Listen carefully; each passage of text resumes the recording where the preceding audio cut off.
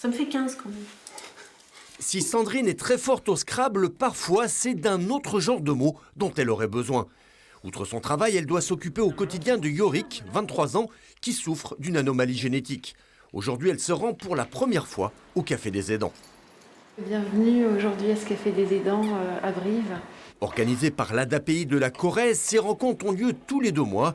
L'objectif est d'apporter un soutien aux proches d'une personne dépendante.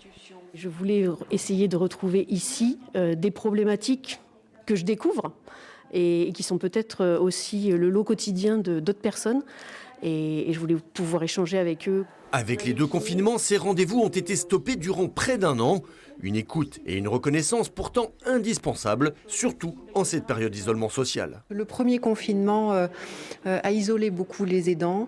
Ils ont eu moins d'aide à domicile quand ils prennent en charge leurs proches.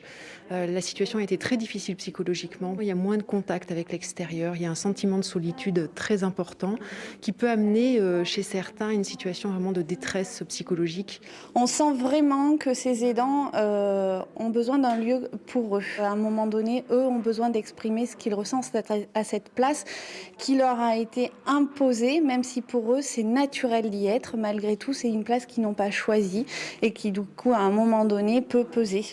Sauf nouveau confinement, le prochain Café des Aidants aura lieu le 27 mars prochain, en attendant la création d'une maison des aidants en Basse-Corrèze d'ici la fin de l'année.